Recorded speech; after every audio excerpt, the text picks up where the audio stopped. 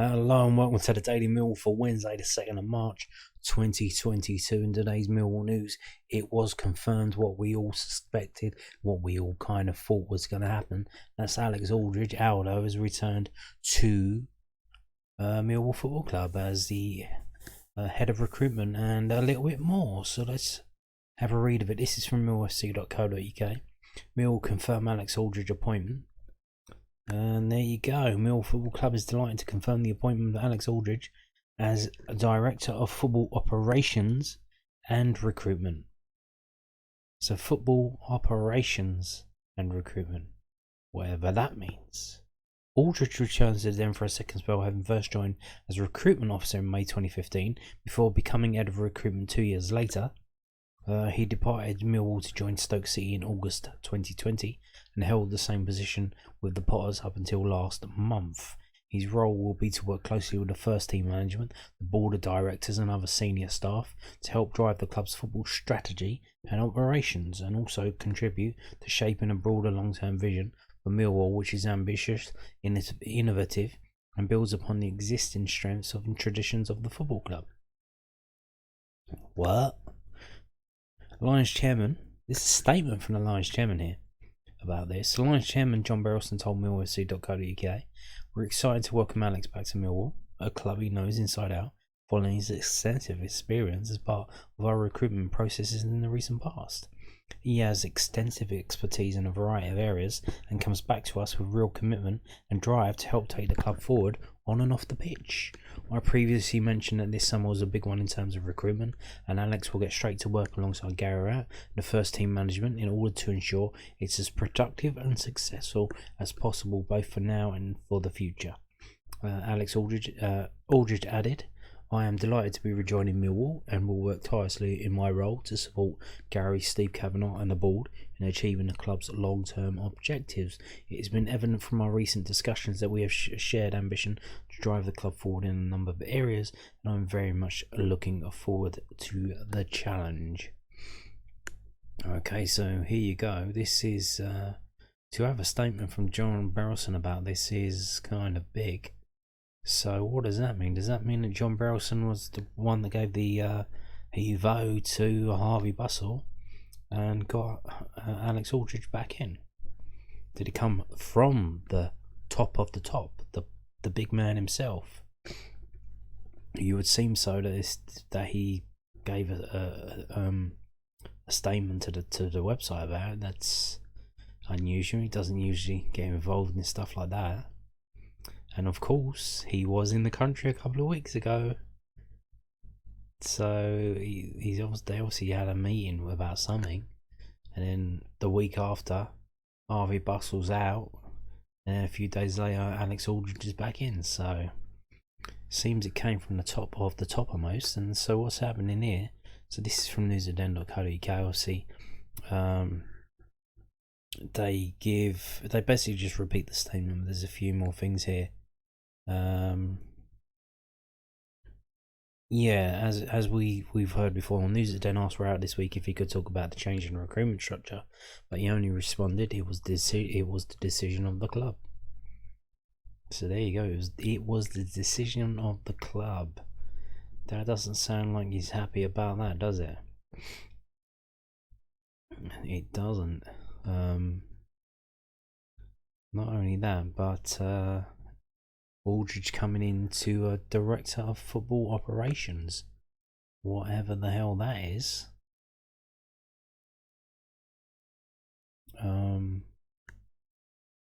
So what does that mean? What does that mean? Don't know, but we'll probably find out about that. So we're going to move on to this now. Yet another injury. We've probably got about 11 players out injured now, possibly more. This is from newsden.co.uk. Mill down another attacking option. The youngster set to be out for foreseeable future. Mill have been shorn of another potential attacking option as Nana Boateng is out for the foreseeable future. Boateng made his debut against Crystal Palace in the FA Cup. Garrett said he would have featured recently. The Boateng 19 was called into matchday squads over the winter, with players out following COVID-19 outbreak and an injury crisis that has disrupted almost the entire season. Benik Afobe could be in with a chance of returning to the starting lineup at Reading on Saturday, while on Tuesday Millwall were still waiting for results and scans on Sean Hutchinson and Mason Bennett. And I told you that was expected. The best case scenario is 3 weeks. Worst case scenario is like 10 weeks. So Hutchie and Mason's didn't look quite so bad today. Right, said, but we need to get the results back to be definitive, so not quite sure yet. It depends how Bennett trains, whether he could start against the Royals. If he has a full week's training, then that's an option, but just having him available and being fit certainly helps us. Having him available is a bonus. Yeah, you would imagine he'd be on the bench. He was on the bench for the last game, even though they were trying not to use him.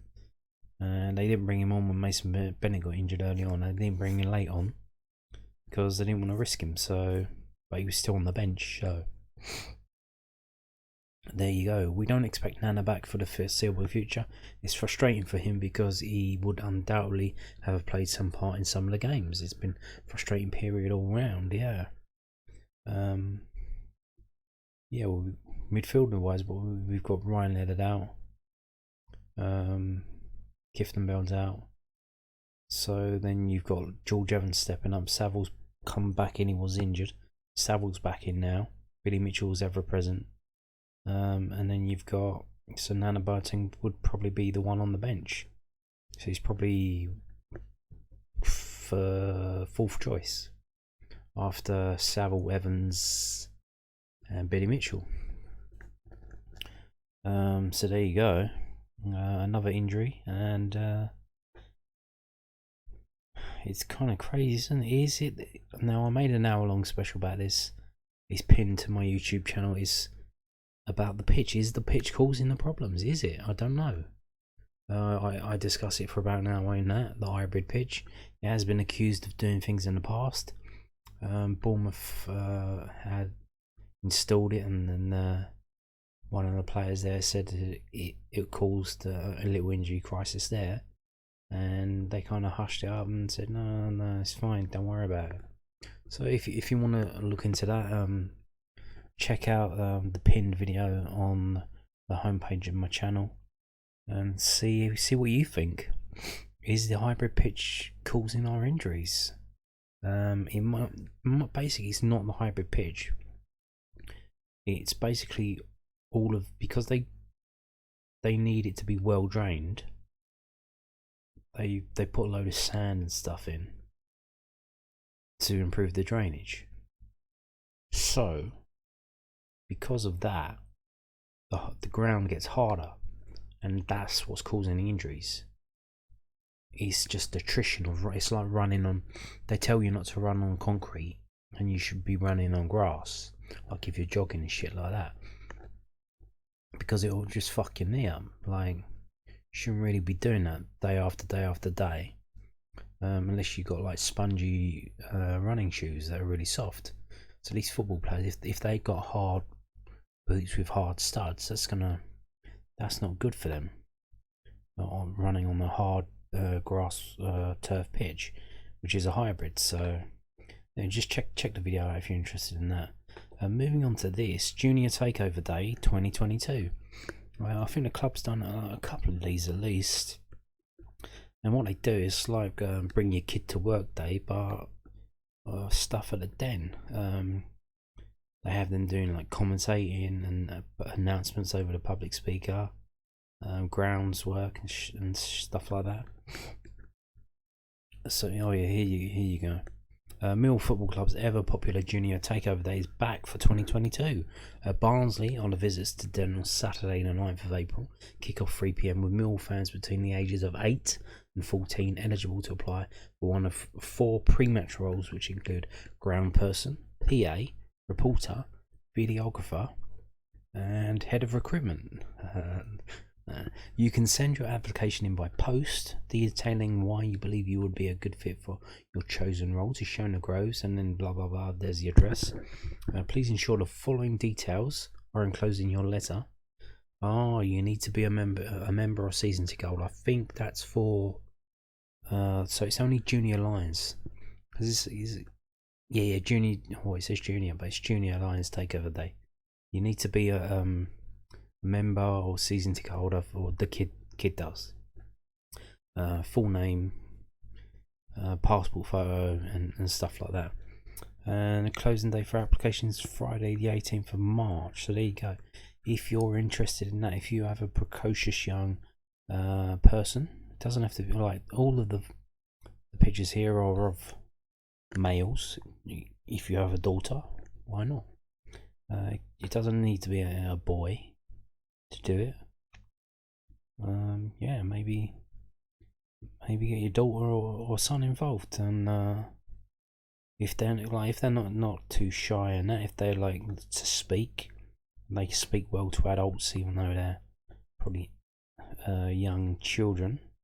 Get them involved if they want to speak to them about it, and maybe have a go. And maybe here's another thing you can have a go at: it's playing at the Den.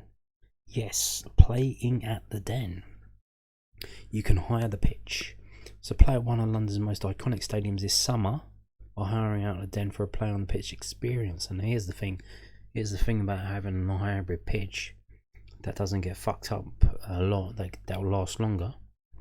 They can do stuff like this, and you'll see how lucrative this is later on. Looking to book a business activity, or perhaps you're celebrating a big occasion this year, look no further. Millwall Football Club is the best place to hold an unforgettable day out. With access to the change rooms, the dugouts, and with qualified FA officials on hand, you'll be following in the footsteps of former Lions legends. The package includes 90 minutes of game time on the pitch, access to home and away change rooms and dugouts, PA system in use throughout the day, 3 FA qualified officials, provision of footballs and bibs, free parking. Prices start from £1,500 plus VAT. For more information, get involved. Now, it says their prices start. Now, I imagine when is that? Is that probably a weekday? Probably a weekday afternoon. If you wanted it on Saturday, it'd probably be a bit more.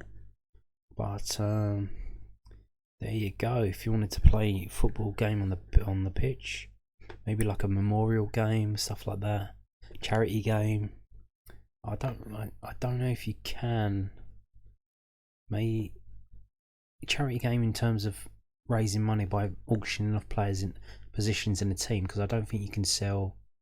It doesn't say anything about a crowd, so I don't think you can have a massive crowd. Obviously, you could probably have a few people there on the sidelines, but I don't think you have a massive crowd there. So in terms of having a charity game, in terms of you just hire it out and then you say, we're trying to raise money for this charity.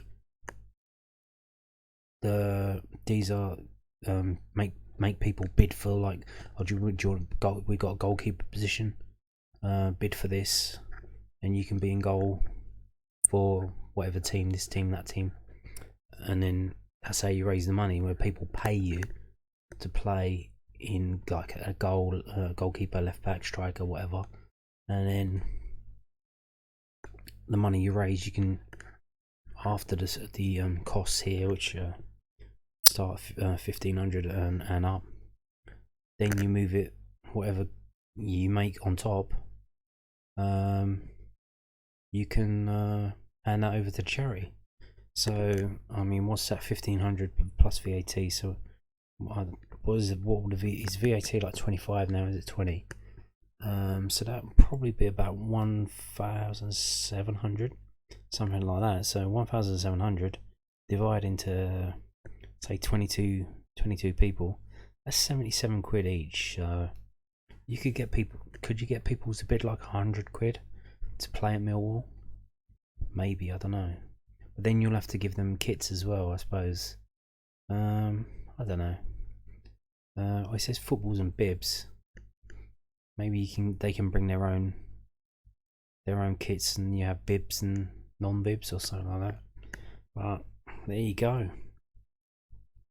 Maybe it's something you're interested in. I don't know. It's in the summer, so I don't know if you want to like have a cup final. If you want to pay for your kids' football team to play there, if you're big potatoes and you want to do that, why not?